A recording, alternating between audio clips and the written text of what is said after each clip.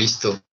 Bueno, pues buenas tardes. Vamos a dar inicio a esta pues, ya última sesión de la jornada, ¿no? Que tenemos aquí en el taller del seminario Laboratorio en Humanidades Digitales de la UADY.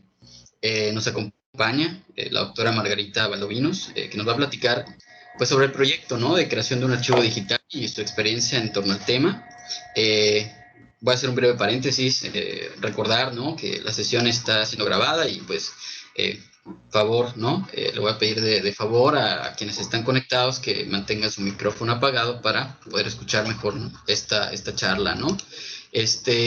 Vamos a dar paso con la presentación de la doctora Valdovinos, a quien agradecemos, ¿no? Haber aceptado, pues, participar, ¿no? Y pues, aceptado la invitación, ¿no? A presentar el proyecto que está liderando en el CEPSIS UNAM, institución que pues, tenemos, pues, un vínculo y una cercanía, ¿no? En la ciudad de Mérida.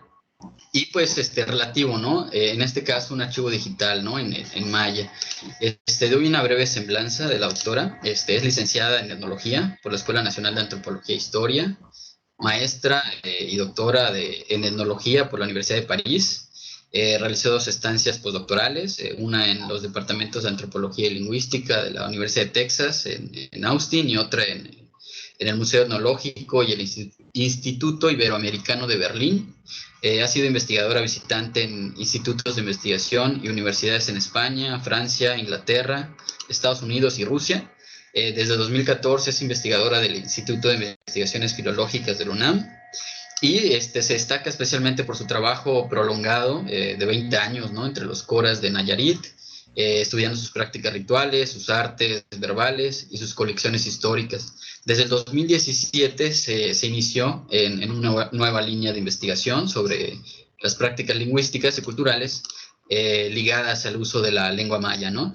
Y actualmente, en correspondencia a esto, se encuentra afiliada al Centro Peninsular en Humanidades y Ciencias Sociales, el CEPSIS, de la UNAM, ¿no? Entonces, vamos a darle la palabra a la doctora. Adelante. Bueno, hola, muchas gracias por la invitación, Luis, y hola a todos, gracias por estar aquí. Bueno, yo les voy a hablar del archivo digital en lengua maya para la población de hablantes de maya, que es un proyecto en realidad que está en curso. Me gustaría comenzar un poco deteniéndome en la situación en la que estamos viviendo en la pandemia, porque me parece que nos da claves muy especiales para entender el fenómeno digital. En primer lugar, creo que podemos detenernos en la situación excepcional que estamos presenciando, porque indudablemente nos hace repensar la sociedad, las relaciones sociales y también nuestra relación con el patrimonio. Y para ligar estas reflexiones con el tema de esta plática, me quiero detener en 2 puntos particulares. Uno tiene que ver con el mundo digital, ¿no? Estábamos ya muy acostumbrados a Facebook, a WhatsApp, a Snapchat y todas esas cosas, pero de pronto en la pandemia, en donde nos tenemos que quedar encerrados en casa y aislados, vuelven a aparecer, o más bien emergen, ¿no? Muchas otras plataformas como el Zoom, como esta que estamos utilizando de Microsoft Teams, etcétera, que nos plantean 2 nuevas formas de entender la socialización. Primero, porque por un lado nos asombra la capacidad que tiene la tecnología digital de reemplazar los encuentros sociales y las formas de comunicación en muchos ámbitos, no nada más entre nuestros amigos y nuestras familias, ¿no? Pienso, por ejemplo, bueno, a mí el año pasado, ya en pandemia, me tocó participar en 4 congresos. Yo estaba muy escéptica a lo que podía suceder en el mundo digital, pero de las 4 experiencias quedé muy positivamente sorprendida porque me pareció que es posible, ¿no? Transformar como actividades que siempre habíamos pensado como presenciales en actividades en línea. Y por otro lado, creo que también todas estas plataformas nos invitan a observar que también hay otras formas de establecer encuentros sociales. Entonces, creo que la sociedad no va a volver a ser la misma y tenemos estas experiencias atrás. Y esto también, como van a ver, tiene que ver con los planteamientos que habíamos hecho y que tendremos que hacer ahora cuando tratamos proyectos digitales. Pero hay otro punto que me parece muy importante, y este a lo mejor es una perspectiva un poco más local de mi experiencia en Yucatán. Y tiene que ver sobre todo con la presencia de la lengua maya en este contexto del mundo digital, ¿no? Pienso en particular en la información que ha circulado sobre el COVID y la prevención. No sé si ustedes ven el noticiero estatal, ¿no?, que informa cada tarde a las 6 en punto la situación del estado y de las ciudades y pueblos. Y siempre hay en subtítulos la traducción a la lengua maya. Esto en realidad parece a lo mejor pues normal, o a lo mejor nos acostumbramos rápido a ello, pero es un fenómeno muy interesante porque por primera vez en una situación social, la lengua maya es incorporada como canal de comunicación. Y esto nos habla de que de pronto hay un reconocimiento obligado por parte del Estado de la realidad de su población. Yucatán, como todos los estados de la República, tiene una población multicultural y sobre todo multilingüística. Y este pequeño indicio del reconocimiento del Estado de la situación lingüística de su población merece ser subrayado. Y yo también espero que sea como la prueba de que hay una especie de proceso de adaptación en el funcionamiento de las instituciones públicas, en donde aparecen nuevas estructuras que permiten pensar de una nueva manera la circulación, la preservación y el estudio del patrimonio, que yo no me limitaría a llamar patrimonio cultural, sino también patrimonio social, patrimonio lingüístico, etcétera. Entonces, con estas dos pequeñas moralejas que nos deja esta situación de pandemia, quiero como establecer el contexto a partir del cual yo les voy a hablar de mi proyecto, que como mencionó Luis, es un proyecto de archivo digital y como yo les dije, tiene la particularidad de estar pensado para la población indígena y en particular para la población hablante de la lengua maya. Es un proyecto en realidad que surge del Instituto de Investigaciones Filológicas de la UNAM en la Ciudad de México, pero que se ha engarzado con ahora mi estancia en el CEPSIS y con quienes estamos todavía en negociaciones para crear un conglomerado institucional para poder continuar con el desarrollo de este proyecto. Bueno, en esta presentación lo que voy a hacer es detenerme en 3 puntos que considero indispensables para entender la gran complejidad y la dinámica de este proyecto. Primero quiero presentar los antecedentes que me han llevado a plantear la necesidad de un archivo de este tipo. Después quiero exponer las características principales que tiene este archivo. Y finalmente quiero definir los retos que se conciben en el proceso de creación de un archivo de esta naturaleza. Entonces, con estos 3 puntos, antecedentes, características y retos, voy a estructurar mi presentación. Y bueno, iremos deteniéndonos en cada uno y después voy a terminar con una reflexión a modo de conclusión. Empecemos con los antecedentes. Bueno, es muy interesante cómo muchas veces nuestro propio camino de investigación nos lleva a definir necesidades institucionales, ¿no? En este sentido, mi experiencia con los pueblos coras de Nayarit ha sido fundamental. Los coras tienen una situación muy diferente a la del pueblo maya, en el sentido de que sus comunidades están todas localizadas en un área muy montañosa y muy aislada de los centros urbanos. Y yo me dediqué a estudiar todo el patrimonio cultural y lingüístico de estos pueblos que estaba fuera de las comunidades, es decir, en colecciones.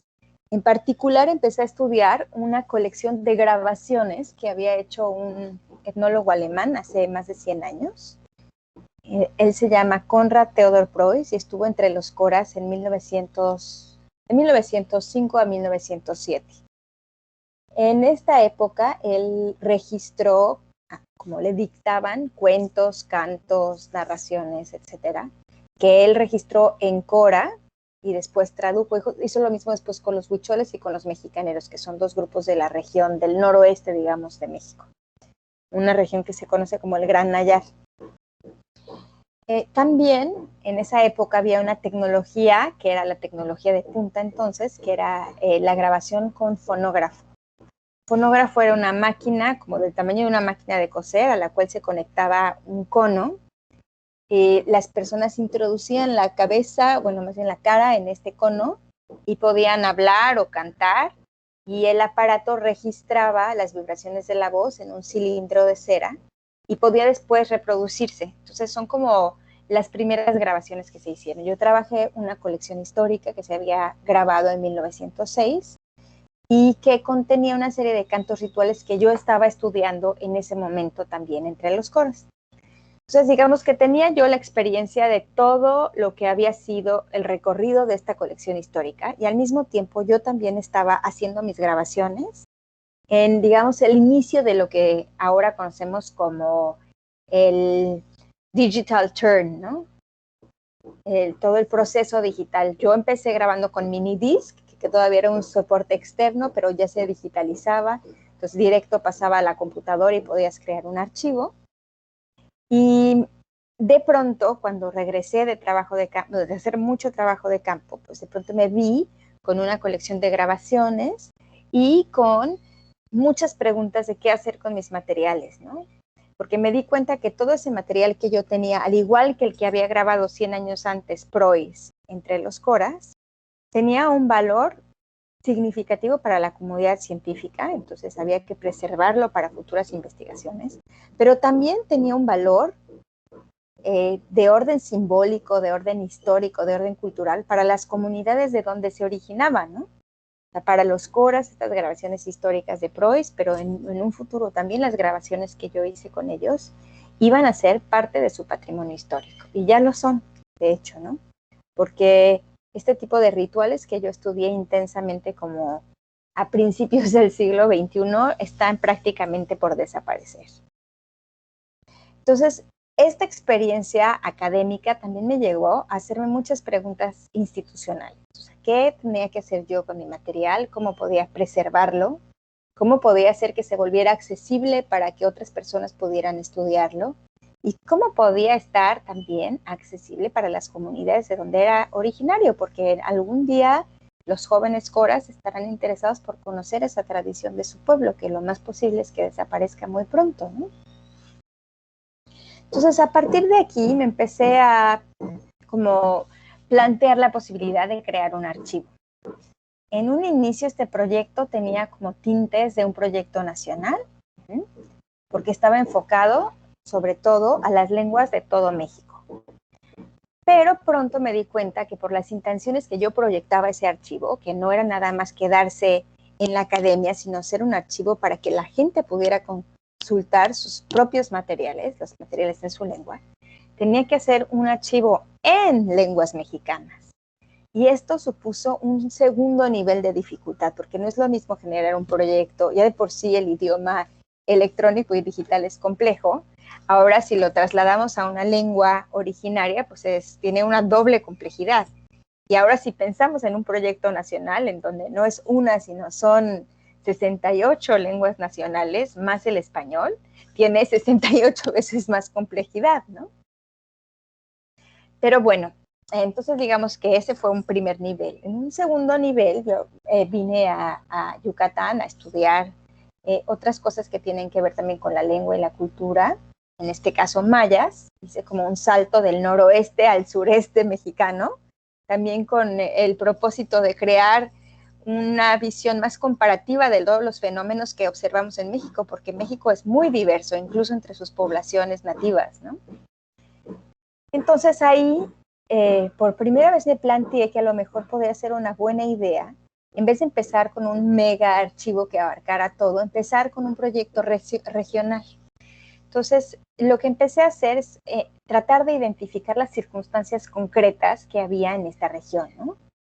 Conocer si había iniciativas anteriores de proyectos digitales, en el caso de que las hubiera, de qué se trataban, cuáles habían sido los problemas que habían enfrentado, cuáles eran los estados actuales de estos proyectos digitales, y también empezar a identificar las necesidades actuales, es decir, de todo el panorama digital que yo podía observar relacionado con este tipo de materiales sobre culturas y lenguas indígenas, en qué estaba la cosa.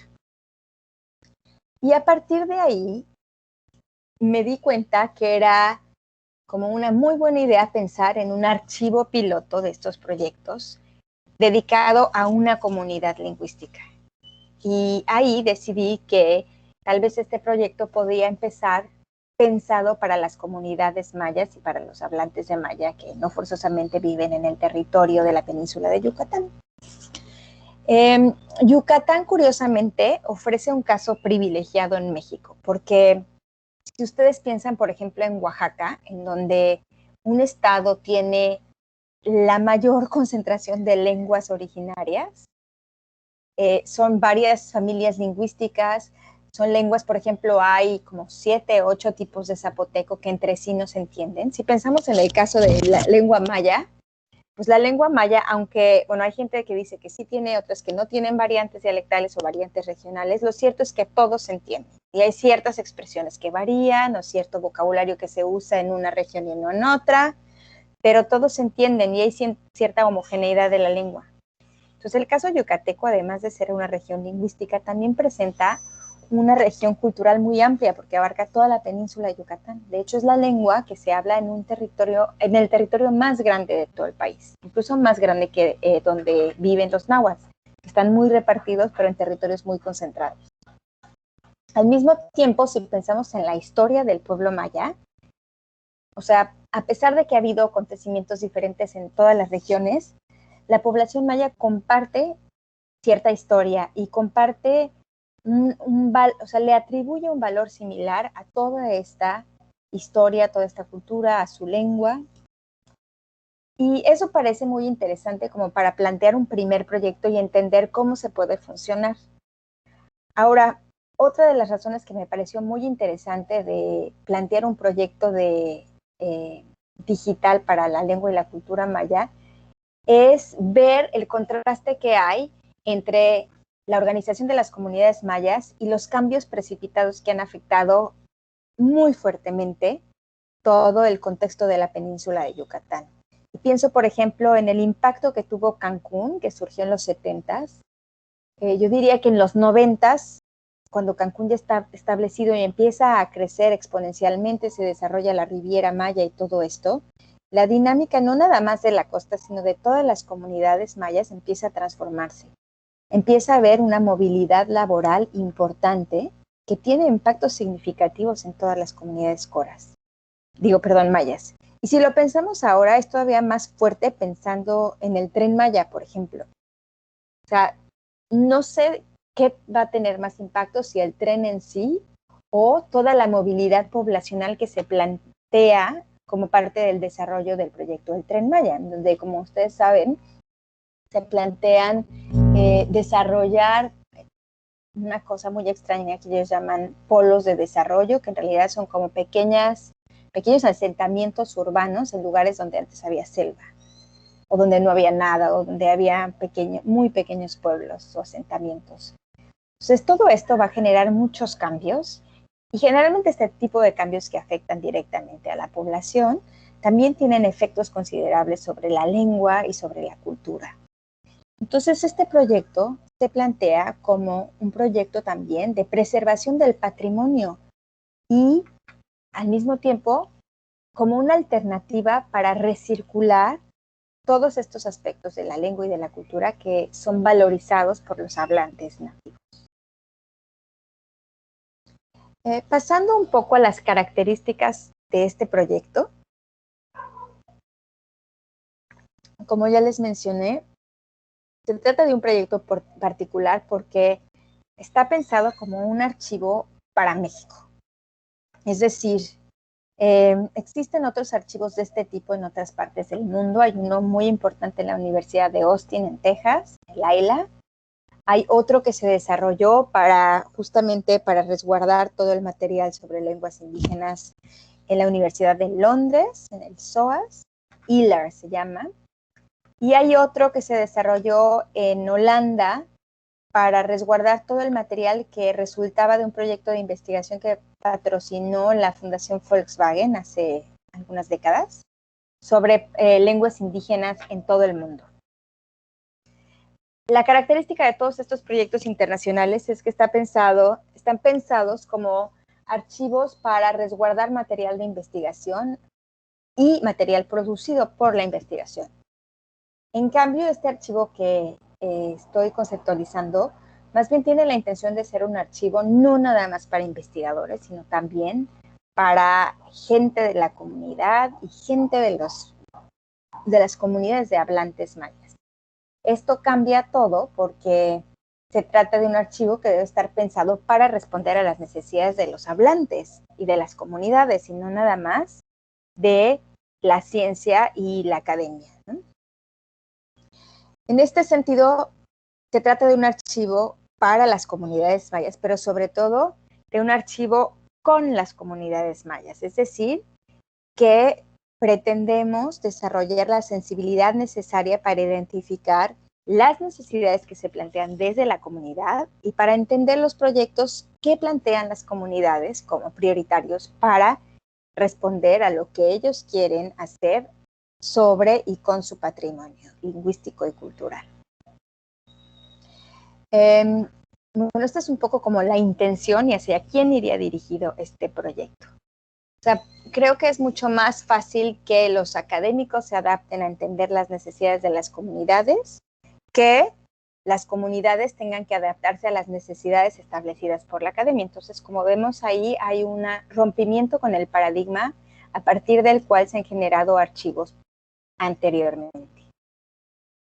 Cuando tratamos de entender qué tipo de material es el material que estaría albergado en este archivo, aquí creo que la manera más simple de explicarlo es a través de, digamos, los dos momentos que ha tenido este proyecto. El primer momento sería el proyecto original, pensado en una escala nacional, y después este nuevo proyecto que ha surgido a partir de mi experiencia en Yucatán y que también le ha impreso nuevas condiciones y nuevas formas de funcionamiento.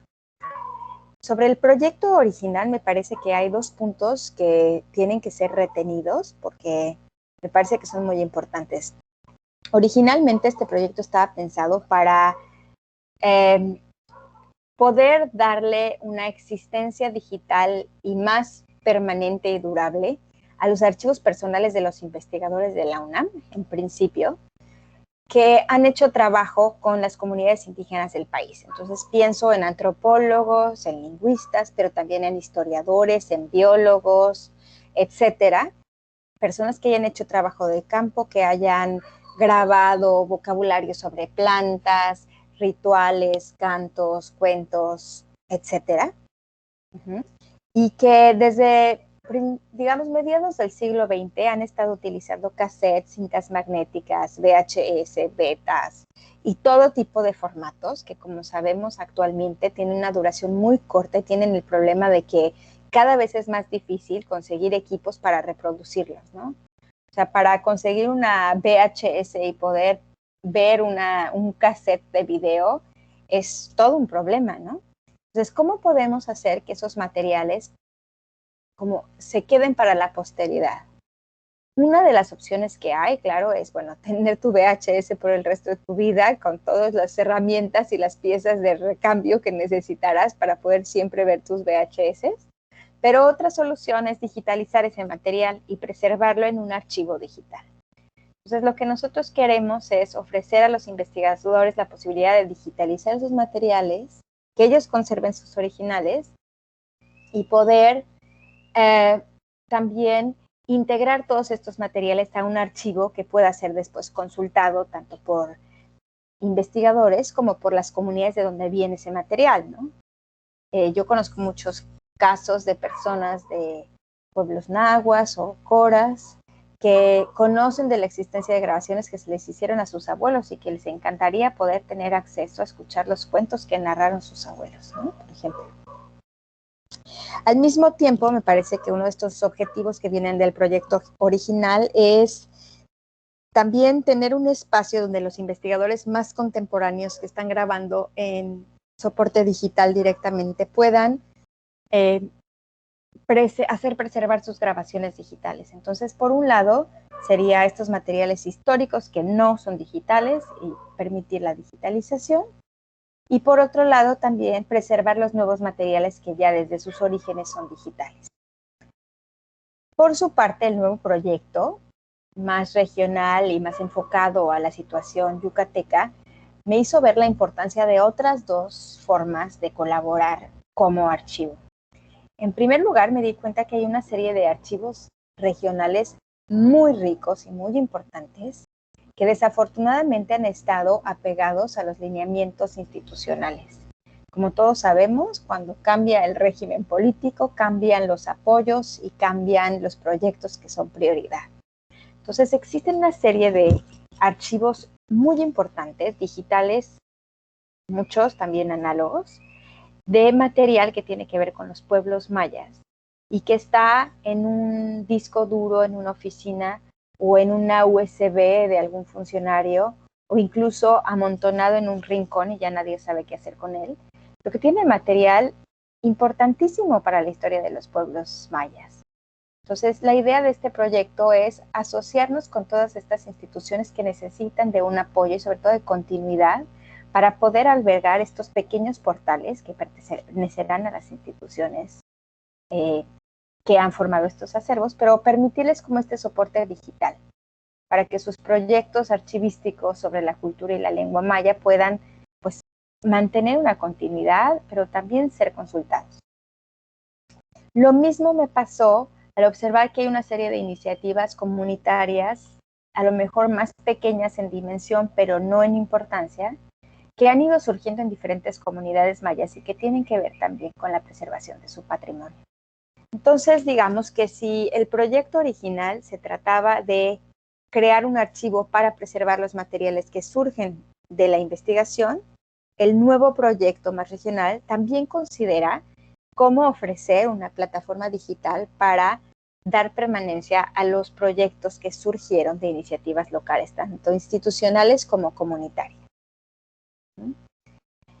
Esto hace que nuestro archivo se vuelva un archivo multifunción, por decirlo así, con diferentes funciones. Aquí me voy a detener en las funciones que me parece que son esenciales para pensar este archivo.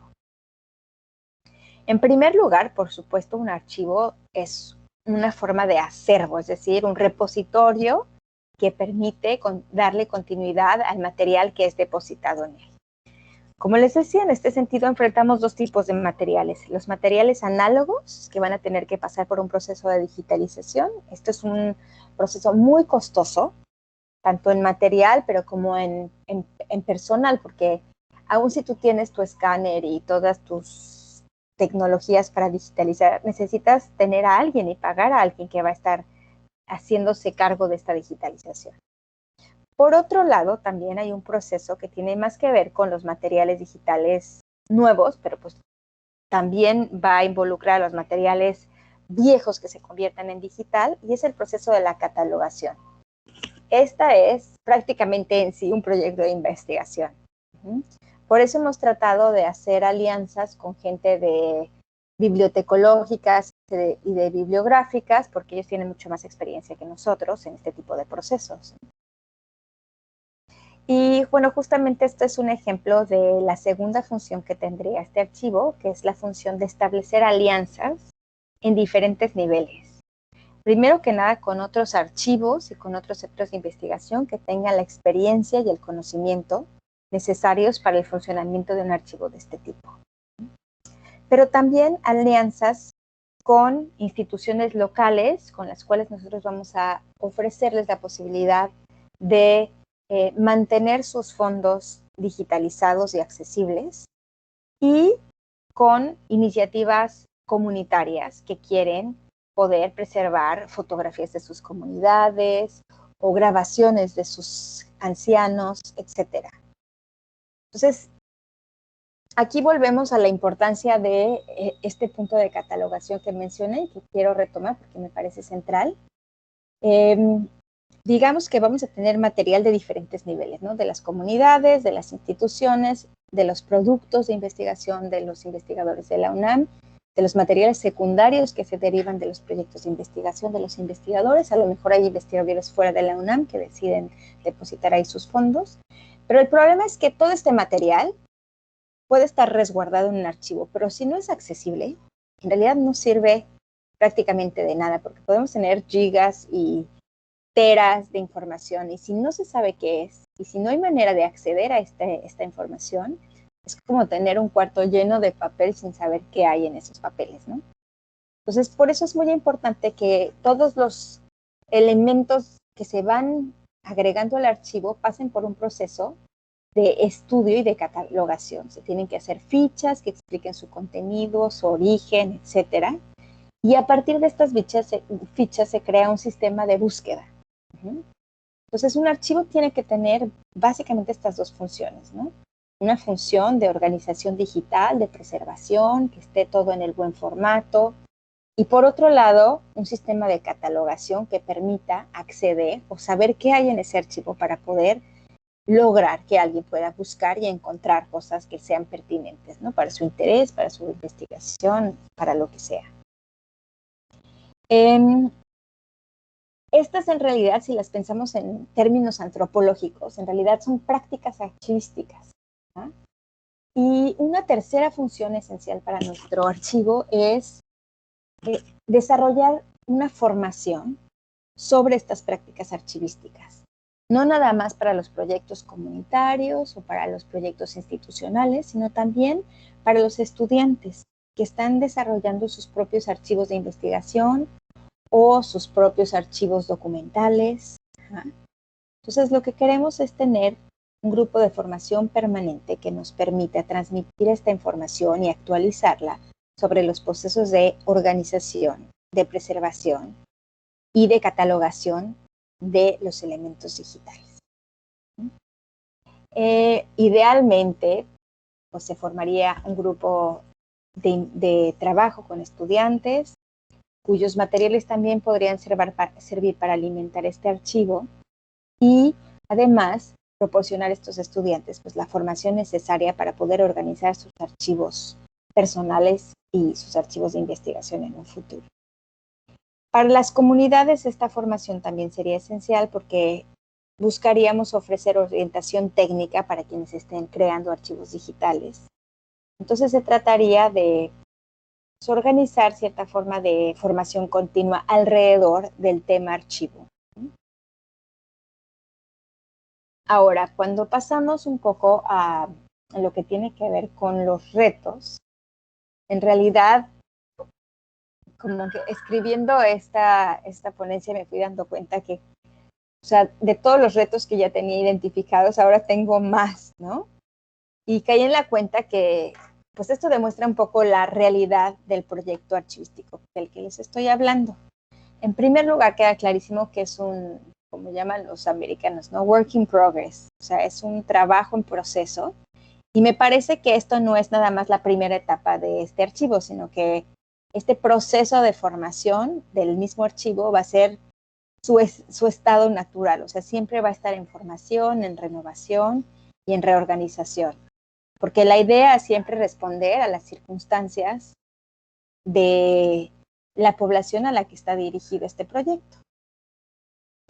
Y al mismo tiempo, pues va a ser un archivo que va a estar siempre como que replanteándose, ¿no?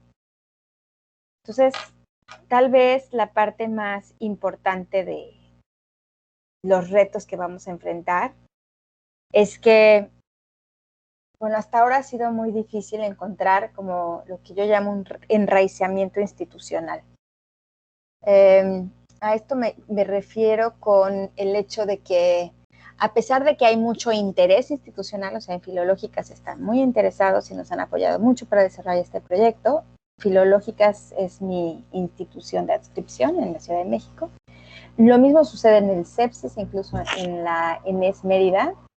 El problema es cómo plantearnos un archivo en una institución que está principalmente enfocada a la formación de estudiantes, ¿no? Entonces, poco a poco hemos encontrado la manera de ir encontrando nuestro nicho, ¿no? Y será un proceso, yo creo que todavía largo, porque también de este enraizamiento institucional va a depender el segundo punto, que es un gran reto, que es el financiamiento. El financiamiento también es muy, muy complejo porque toca varios puntos. En primer lugar, es una cuestión también de equipo, pero yo diría que de todos los puntos del financiamiento esta es la menos compleja, porque en realidad basta tener una computadora, un servidor, acceso a una plataforma en donde se pueda mantener la información, ¿no? Y esas cosas ya existen, o sea, hemos trabajado varios años, sobre todo con el Instituto de Investigaciones Bibliotecológicas de la UNAM.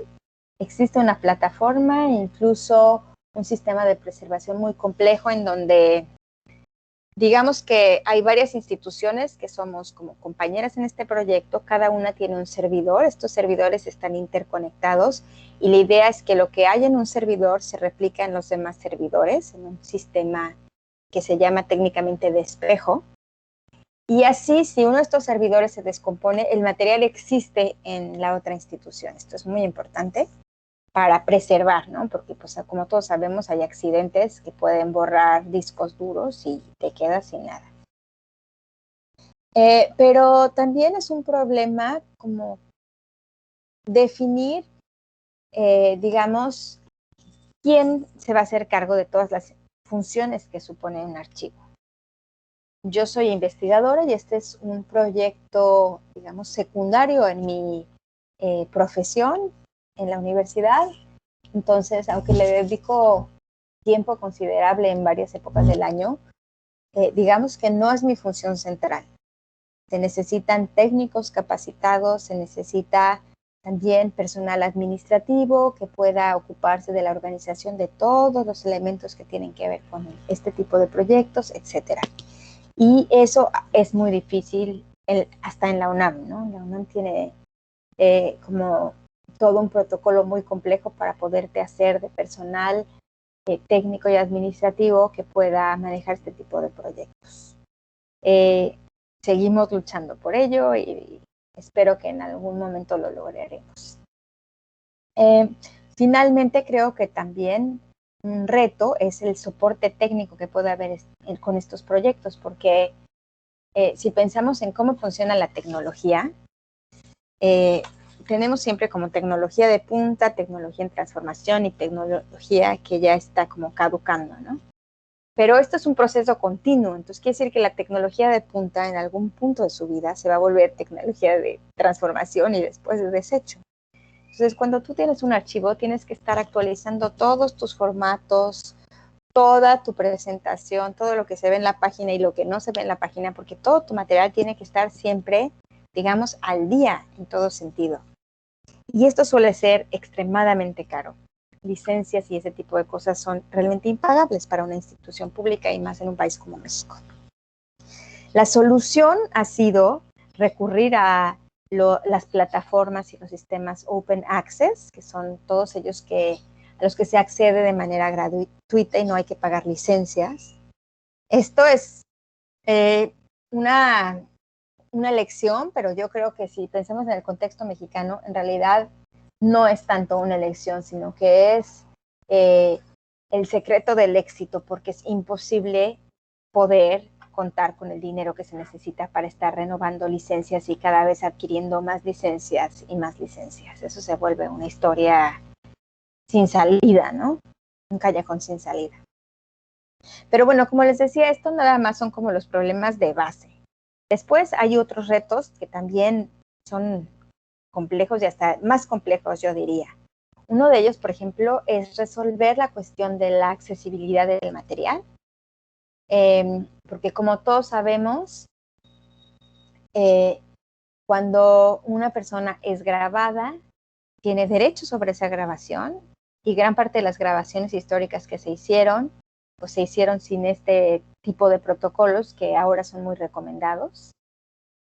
Y ahí hay que hacer todo un estudio legal del estatus de las grabaciones, de cómo se hicieron, de en qué situación se hicieron, cómo fueron financiadas, etcétera, para definir los criterios de accesibilidad de cada uno de los elementos digitales que forman parte de un archivo. Lo mismo sucede con los derechos de autor, es una cuestión muy complicada que es todavía más complicada si lo pensamos en el contexto de las comunidades indígenas, porque las comunidades también tienen derechos sobre sus objetos lingüísticos y culturales. Otro de los puntos también muy complicados de pensar en una empresa de esta envergadura es el soporte técnico. O sea, más allá de utilizar sistemas open access, siempre tienes que estar renovándote, y no nada más en términos tecnológicos, sino también en términos de saber qué está pasando en el mundo digital, ¿no? Y mantener esta continuidad digital es uno de los retos, yo creo que de todos los proyectos digitales que existen, ¿no? Finalmente, o sea, si uno da el salto a lo digital es porque tenemos la impresión de que esto genera cierta continuidad, pero esta continuidad tiene un precio. Y es un precio que, además de ser muy caro, no sabemos a dónde nos puede llegar. No es un riesgo, también es una apuesta. Y bueno, ya me parece que antes de deprimirnos todos con todas estas dificultades que enfrentan los archivos digitales, voy a saltar directamente a las conclusiones. Me parece que entre más hemos ido trabajando diferentes partes de este proyecto, he trabajado con muchas personas, pero digamos que la que ha coordinado toda esta iniciativa he sido yo. Y conforme pasa el tiempo, creo que el tamaño del reto que tengo enfrente empieza a ser cada vez más grande, ¿no? Sin embargo, me parece que también como crece, también gana precisión, y justamente uno de los puntos centrales de este archivo es tratar de responder a las necesidades reales de las comunidades originarias de México y sobre todo los hablantes de sus lenguas. Entonces, a lo mejor, pues sí, cada vez tenemos a un monstruo más grande, pero también cada vez queda más claro cuáles son los caminos que podemos tomar para enfrentarlo y para hacernos amigos del monstruo en vez de tener que luchar contra él, ¿no? Y en este sentido, como les decía, va a ser un trabajo permanente la creación de este archivo y su desarrollo también. Entonces la pienso yo siempre como si fuera un rompecabezas, ¿no? O sea, cada paso que se va dando es como una pieza más del rompecabezas. No es que el rompecabezas sea más grande, sino que pues sí va ganando en complejidad, pero cada pieza va dando también mucha más claridad de los procesos que estamos enfrentando y que hemos ido desarrollando. También es muy importante volver a recordar algo que dije al inicio, y es que este es un proyecto que se piensa y se busca desarrollar como un proyecto desde la comunidad. Esto supone que en todas las decisiones que se toman en todos los niveles, desde el más técnico al más ético, tratamos de anteponer la sensibilidad cultural y sobre todo la exigencia lingüística. Esta es un problema a nivel institucional porque estamos acostumbrados a pensar nuestra sociedad mexicana como si se tratara realmente de una sociedad monolítica y monolingüística, pero no es así. Entonces, creo que pues, uno de los desafíos que he asumido, que siempre tendré y que es de los que menos me cuestan porque lo tengo muy claro, es que este proyecto tiene que ser multilingüístico, no hay de otra. Y que en él, en realidad, una de las principales metas es poder integrar, no sé si integrar al proyecto, sino más bien integrarnos nosotros a las necesidades archivísticas que hemos identificado en proyectos sociales, en proyectos comunitarios, e incluso en iniciativas individuales de hablantes de la lengua, ¿no? Entonces será complejo y será largo, pero sin duda es un camino del cual estamos convencidos que tiene que ser así. Y suena muy contradictorio porque por un lado estamos lidiando con escalas enormes e incomprensibles de desarrollo tecnológico y de licencias para utilizar cosas que, pues sinceramente, o sea, son tan finas en nivel técnico que un humilde científico social como yo pues, no entendemos. Y por otro lado estamos también hablando de sensibilidades muy localizadas que tienen que ver con dinámicas culturales de los pueblos originarios del país, ¿no? Entonces, en realidad, si vemos, están como siempre estos dos extremos muy polarizados, ¿no? Entre lo muy local y muy particular que tiene que ver con la sensibilidad de las comunidades de hablantes de las lenguas originarias de México, y por otro, de grandes conglomerados y desarrollos digitales que se realizan fuera de México. Entonces, en este sentido, sentimos que la academia sí puede jugar un juego de encuentro, ¿no? Puede ayudar a coordinar estas dos realidades que existen en el mundo y que curiosamente su encuentro es el punto nodal de este archivo que nos planteamos. Y bueno, nada más para concluir, me parece que esta sensibilidad hacia lo digital y hacia la realidad multilingüística de México es como pues un reto que no sabemos hasta dónde vamos a poder desarrollar como respuesta o como estrategia, ¿no? Pero la pandemia me ha enseñado a mí en particular que una de las cosas más gratificantes que yo he podido observar es que generalmente las comunidades originarias tienden a como englobar o enmarcar la sabiduría en la población mayor, en sus ancianos, que generalmente son monolingües, y que por cómo no se ha desarrollado la sociedad y se ha transformado las costumbres, cada vez parece que hay más dificultad en que los jóvenes se conecten con estas otras generaciones. Y una de las cosas que yo he visto en la pandemia es, puesto que la información ha circulado sobre todo en los medios digitales, los jóvenes se han empoderado en cierta forma de esta información y han logrado establecer nuevos canales de comunicación con estas otras generaciones de sus comunidades.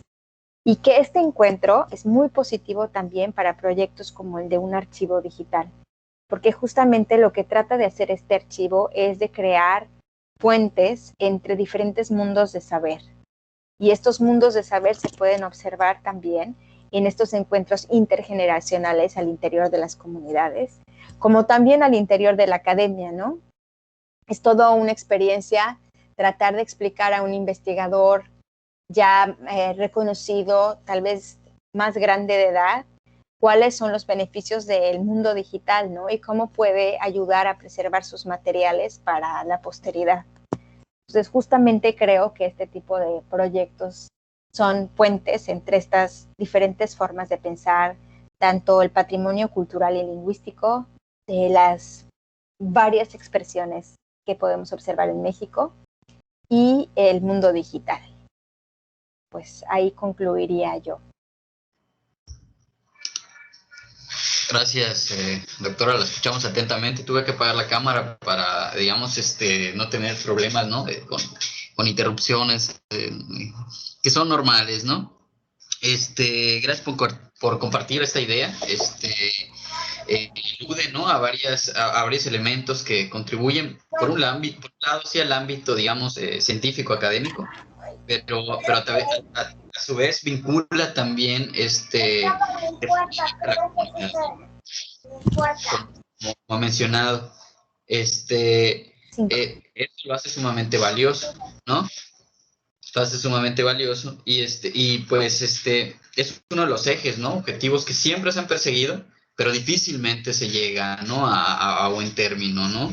Cuando se trata de llevar a cabo digamos, esta integración con las comunidades, ¿no? Entonces, pues, desde aquí vamos a seguir platicando, ¿no? Ahorita, esperamos, ¿no? Ansiosamente los resultados, seguramente, pero vamos a abrir ahorita una ronda de comentarios, de preguntas, a quienes están conectados ahorita aquí, algunos estudiantes. De hecho, me parece que hay algunas personas precisamente de origen maya, entonces sería bueno, pues, escucharlos, ¿no? Sí. Sería hasta que tú terminaras. Puedes ver otra, pero vete para allá. Qué linda. Sí, ¿alguien quiere participar? Tenemos aquí algunos estudiantes, ¿no? Sobre todo que... Alguien alzó la mano. Sí, Yoshitaka, adelante. Un gusto. Y primero que nada, bueno, mientras escuchaba este proyecto, creo que toca puntos ahí muy importantes que los retos sobre todo que conlleva tener un archivo digital muy importante y todos esos aspectos. Mi pregunta va más en torno a cómo ha sido el proceso de digitalizar este tipo de material y igual el tipo de catalogación en torno a este. ¿Cuáles han sido los principales retos en esta rama? Ujú. Que se ha presentado demasiadas dificultades. ¿Cómo se ha ido avanzando conforme a estos retos? Ajá, gracias por tu pregunta. Mira, en realidad todavía no empezamos a digitalizar y nos hemos encontrado con un reto antes de la digitalización, que es, bueno, más bien con dos retos. El primero es que los investigadores sociales solemos ser muy recelosos de nuestro material. Uh-huh.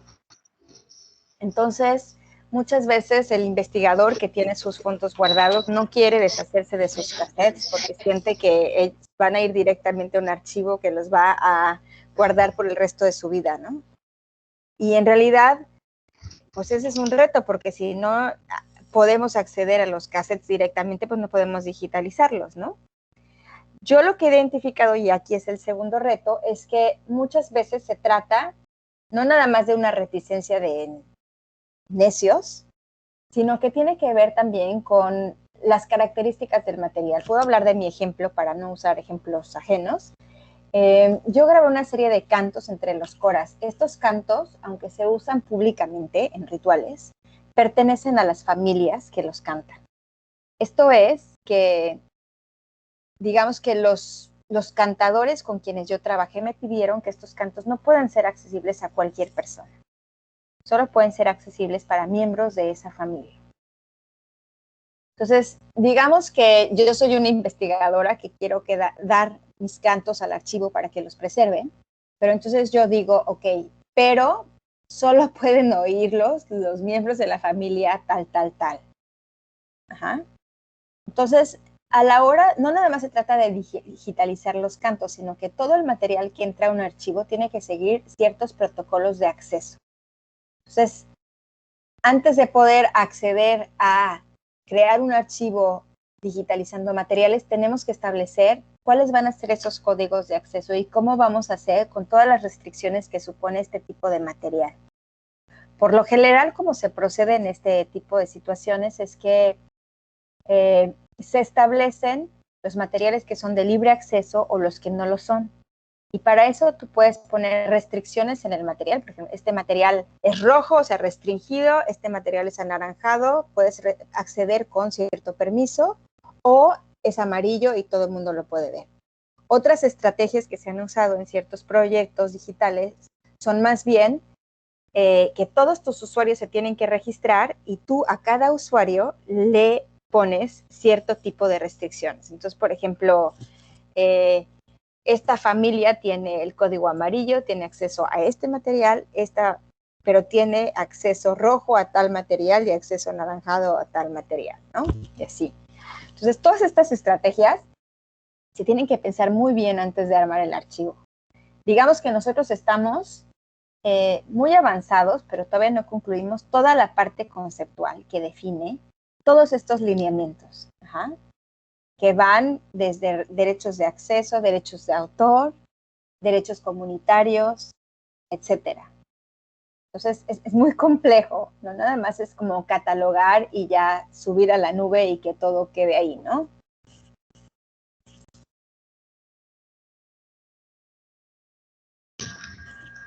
Gracias por la respuesta. Continuamos. Si hay algo más que preguntar, comentar. Yo tengo varias preguntas, ¿no? Pero me gustaría sobre todo que los compañeros, los estudiantes, ¿no? Participen. Muy adelante, sin pena.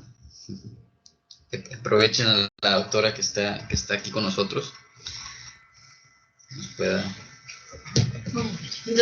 Doctora, buenas. Diana tiene una pregunta. Bueno, buenas tardes a Buenas todos. tardes.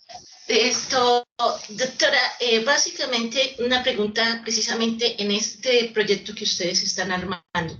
Animarla, sé que los retos que tienen son muy grandes, pero es muy necesario porque no existe tal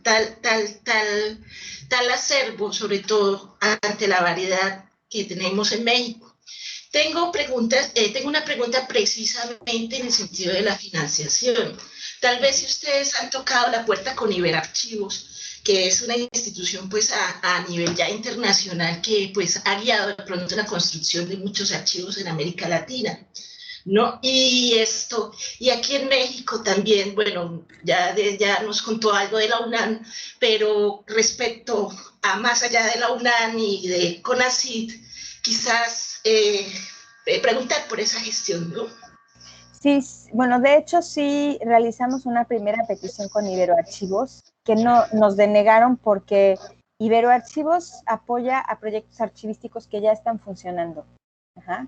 O sea, un archivo que ya está en marcha y que quiere desarrollar cierto proyecto, entonces ahí sí funciona Iberoarchivos. La verdad es que nosotros tal vez hemos tomado mucho tiempo en esta parte conceptual, pero como les expliqué en mi presentación, me parece muy importante sentar las bases para que desde el inicio este archivo sea, ¿cómo decirlo?, robusto.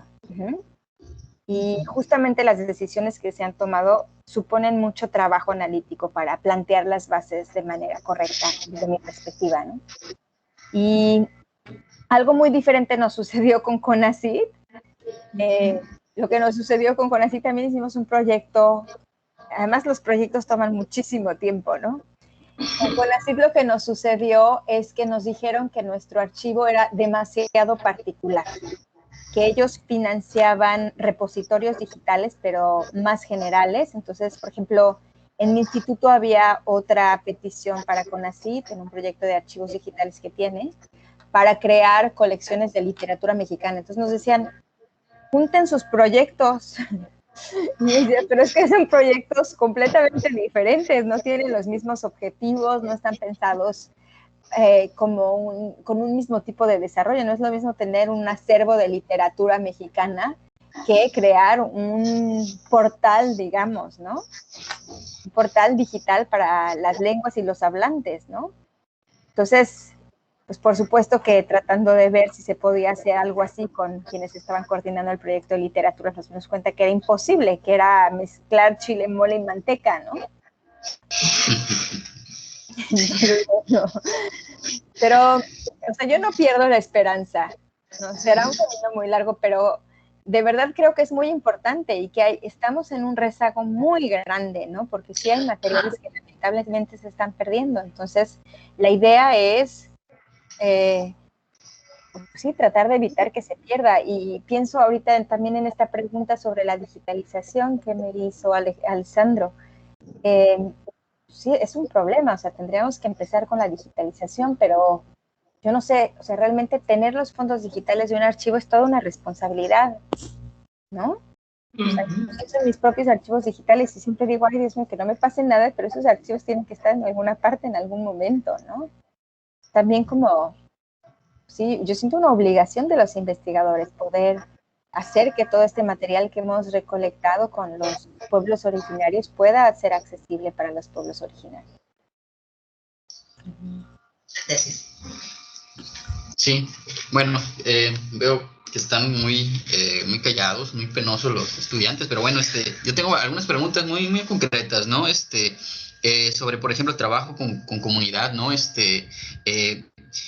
¿Cómo se está llevando a cabo este trabajo, ¿no? Es decir, a través de entrevistas, hay un trabajo etnográfico, ¿no? Bueno, y si existe un material, digamos, bibliográfico, alguna producción, digamos, algún producto, ¿no? Que haya surgido, digamos, platicando, hablando, charlando sobre lo que nos acaba de comentar del proyecto, ¿no? Claro. Mira, sí, hay los dos. El año, híjole, ya perdí la noción con la pandemia. Estábamos en 21, el 20, el 19, en octubre, hubo un taller aquí en el Sepsis, en donde invitamos a todas las personas que tuvieran proyectos o iniciativas digitales a este taller, en donde vinieron ponentes de México, de Alemania, de España. Y la idea era como delinear cuáles son como los retos que han enfrentado todos estos proyectos digitales y darles como un lineamiento de los puntos que era importante tener en cuenta. Este taller fue muy rico y nos permitió también como identificar todas las situaciones de estas iniciativas locales, tanto a nivel de las comunidades como a nivel de las instituciones. Lamentablemente, pues con el año de pandemia no pudimos darle continuidad a estas cosas y el año pasado no nos reunimos, pero la idea es retomar esto progresivamente. Y en cuanto a la otra pregunta, durante 3 años hicimos como un grupo de investigación liderado por Perla Rodríguez del Instituto de Investigaciones Bibliotecológicas y de la Información en la Ciudad de México, también de la UNAM. Y ellos coordinaron una serie de publicaciones que tienen como tema los archivos digitales. Son libros además que se pueden consultar en línea y que hablan de los repositorios, archivos y muchos problemas muy digamos, de origen técnico y tecnológico, pero también reflexiones desde la práctica social. Y se construyó un archivo de prueba que estamos terminando de probar, justamente en donde diferentes instituciones montaron este sistema de espejos que les comentaba. Una de ellas es Filológicas y la idea es que se mantenga este sistema así para utilizarlo para cuando esté listo el archivo. En Bibliotecológicas lo usaron también para probarlo con un pequeño acervo que se realizó con un programa de open source que se llama Telemeta. Telemeta está hecho para etnomusicólogos y por desgracia no funciona muy bien para los objetivos del proyecto que tenemos porque solo te permite tener grabaciones de audio y bastante reducidas en tiempo y en tamaño. Por ejemplo, no acepta PDFs, que todos los materiales escritos pues generalmente los tienes en PDF, en los archivos, y costaba mucho trabajo hacerlo funcionar con los videos. Entonces, debido a estas dificultades técnicas, decidimos tratar de desarrollar nosotros mismos una plataforma, Filológicas, para crear ahí como la primera versión del archivo. Aquí de nuevo la pandemia vino a darnos en la torre porque puesto que todo se pasó a lo digital, los técnicos del Instituto de Investigaciones Filológicas con quienes trabajamos, en particular Sergio Reyes, uno de los que vino al taller del 2019, pues se tuvo que ocupar de muchas cosas que tienen que ver con el funcionamiento del instituto y pues ya no tiene el tiempo que le dedicaba a nuestro proyecto, ¿no? Entonces, en ese sentido, pues volvimos a trazarnos y seguramente cuando vamos a retomar las cosas, el open source que íbamos a utilizar ya estará fuera de circulación, entonces habrá que volver a hacer como una investigación para ver cuál será el sistema que nos convendrá utilizar, ¿no? La ventaja que tienen todos estos sistemas de almacenamiento y de gestión digital es que siempre te proponen como tener tus materiales en cierto formato que te permite después fácilmente traspasarlos a otros sistemas. Pero pues, o sea, creo que hacer un archivo digital, sobre todo digital, no es nada más poner las cosas y decir ya están preservadas, sino más bien es un trabajo continuo de renovación y de update, ¿no? De toda la información que tienes ahí. Sí, sí, no, desde luego, eso es una gran problemática. De hecho, la tarde de ayer precisamente, hubo precisamente una conferencia también sobre, pues sobre estos productos, ¿no? Digitales, ¿no? Y cómo resguardarlos, ¿no? Sobre todo cuando son, o sea, no son textos, son distintos, son, digamos, soportes alternativos, ¿no? A lo que estamos acostumbrados. ¿Cómo, no? ¿Cómo alojarlos, no? Entonces está esa problemática, respecto a dónde alojar todo eso y también pues en cuestión de la infraestructura, ¿no? Aquí en la UADY también estamos precisamente, ese fue como el punto, ¿no? ¿Cómo desarrollar esa infraestructura, Sí, ¿no? ay, perdón, no, sí, Adelante. sí, ay, perdón, ¿me das un minutito, perdón? Sí, claro, claro, adelante. Disculpa.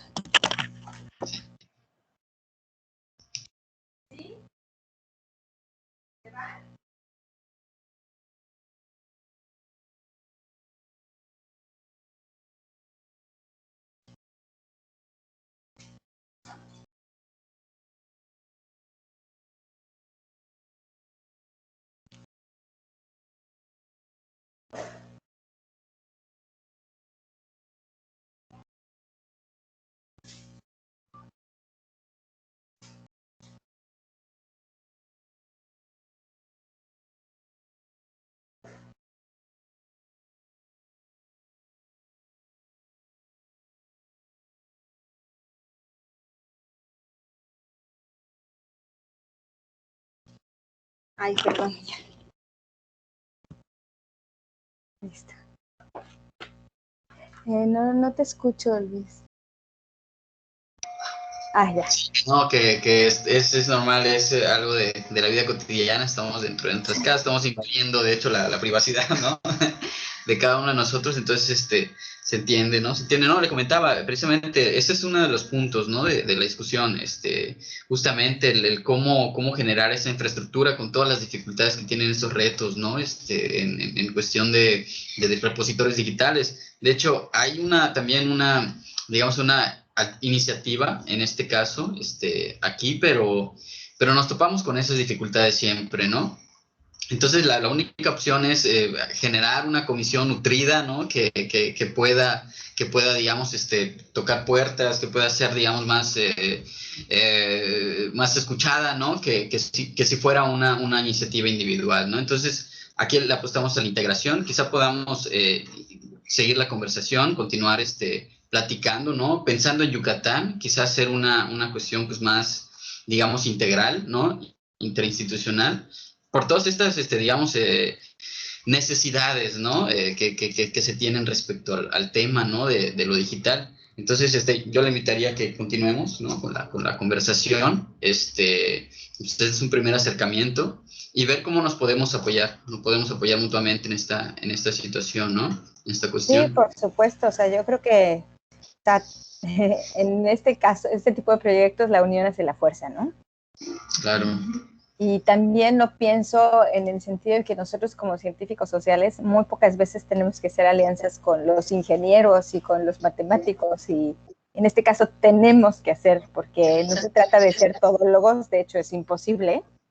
Conozco algunas excepciones sobre todo gente en la lingüística, que muchas veces es un poco acercándose al idioma computacional, en donde sí hay lingüistas que saben de programación y de esas cosas, pero pues son la excepción, y realmente es necesario saber programar para crear un espacio en la red que sirva de repositorio, ¿no? Y que sobre todo logre, como me dice siempre la persona, Sergio Reyes, ¿no? Es que yo llego así, como que le digo, yo deseo esto, ¿no? Que se conecte esto con esto y haga esto, y él me dice, es que no funciona así, ¿no? Tienes que pensar toda la estructura en términos digitales, ¿no? Entonces, bueno. Pienso respecto a eso en cómo se ha llevado estas discusiones o estos encuentros a través de los TAP Camps en Estados Unidos, ¿no? Son campamentos en donde se reúnen específicamente profesionales de las ciencias sociales y de las humanidades con ingenieros informáticos a discutir herramientas, ¿no? Entonces, quizás de pronto a futuro podría generarse algo así porque es necesario también hacer esa integración con los ingenieros informáticos. La UADY tiene una facultad de ingeniería. De ingeniería. Claro. Entonces, es una buena posibilidad, ¿no? Sí, sin embargo, sin duda hay que hacer esa alianza, ¿no? Ajá. En la UNAM tenemos, o sea, diferentes formas de alianzas que se hacen también, y hemos participado con equipos. El problema después también es, como les decía, la asignación de quién hace qué, ¿no? O sea, asumir un proyecto de este tamaño implica una cantidad considerable de tiempo y de trabajo. Entonces, realmente necesitamos que nos oigan un ingeniero que crea en el proyecto y que diga, yo me lo aviento, ¿no? Bueno, podría ser también a través de una convocatoria, ¿no? Pública, quizá a través, quizá de algunos egresados, ¿no? Que quieran hacer algún proyecto, ¿no? Y puedan colaborar de cierta manera, un servicio social, alguna estancia popular, sí, con este objetivo, ¿no? De crear un repositorio digital. Entonces, sería, pues, digamos, generar las estrategias, ¿no? Pues tanto de vinculación como digamos, de operación, ¿no? En este caso. Sí. Y pues hacerlo de esta manera, quizá, pues, integral, ¿no? Me refiero a interinstitucional, pero también una misma estructura, no tanto en el sentido que comentaba, que no es lo mismo un proyecto de literatura digital mexicana al proyecto que está, sino que una misma estructura, pero con diferentes proyectos, ¿no? Podría ser una manera, ¿no?, de fortalecerlo y quizá generar un piloto, ¿no? Un modelo piloto, un producto tangible que pueda, digamos, ser la base para solicitar los apoyos, ¿no? Claro, Que sí, es, ese es el punto que necesitaríamos, sí. sí. Sí, es muy complejo. Yo sigo explorando todas las posibilidades. Hace poco, bueno, recibimos un financiamiento de la UNAM que desgraciadamente tuve que rechazar porque con todos los recortes nos ofrecieron la mitad del dinero que se había solicitado y era imposible montar el proyecto con la mitad de los recursos. Porque pues, a nivel tecnología sí se necesita un monto importante, ¿no? Sobre todo pues, para tener la tecnología de base. Por ejemplo, para montar este sistema de espejos, ahí sí logramos tener el financiamiento, ya tenemos como, digamos que el hardware lo tenemos y ya tenemos como el sistema probado, ¿no? Que esa es una cosa muy importante. Pero después, cuando tú agregas una institución, tienes que volver a tener todo el equipo para poder hacer la conectividad con los equipos que ya están. Si no lo tienes, no puedes, ¿no? Entonces, desgraciadamente tuvimos que rechazar ese apoyo porque nos pedían los mismos resultados con mitad del dinero y pues a lo mejor estamos acostumbrados en la investigación a amarrarte las mangas y hacer con la mitad del dinero, pero cuando hablas de tecnología ya no lo puedes hacer, no es lo mismo, ¿no? Y ahí también a lo mejor, bueno, no a lo mejor, o sea, yo estoy convencida de que las instituciones están todavía un paso atrás en esta transformación digital porque no han al menos en sus políticas de financiamiento para proyectos de este tipo, no se ve claramente que no son proyectos que puedes reducir a la mitad. O sea, ahí necesitas un equipo, necesitas una estructura también que no puedes, o sea, comprar a la mitad, ¿no? Entonces, bueno, seguiremos. Sí, claro, continuamos, ¿no? Continuamos con la charla, en próximas, digamos, talleres, está invitada, ¿no? Lo vamos a tener las siguientes sesiones próximamente, en abril y mayo, vamos a tocar temas de arqueología, de antropología, de historia, ¿no? De distintas disciplinas, Claro, pero sí, pues sí. se van generando, ¿no? Este tipo de debate, ¿no? De discusión y pues buscando alternativas, opciones para fortalecer esto, ¿no? Bueno, las comunidades digitales en Yucatán, que es lo que nos concierne a nosotros, pero que vemos que precisamente pues hay un interés, digamos, de distintas instituciones, distintas iniciativas que pueden fortalecer esto, ¿no? A un nivel pues más amplio, ¿no? Entonces, le agradecemos la charla, muy pues motivadora, ¿no? Se entiende, se comprende toda las dificultades, los retos que esto representa, pero también nos anima, ¿no? A superarlos, ¿no? A Por superarlos supuesto. y al trabajo colaborativo sobre todo, ¿no? Sí. Entonces, muchas gracias por la charla. Vamos ya a finalizar la sesión, ¿no?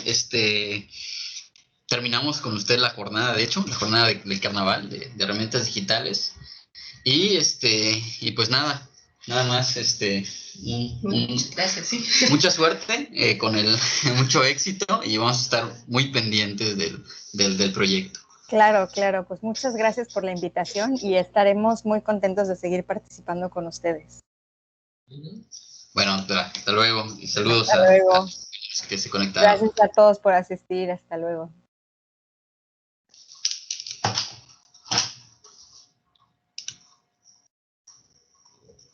En la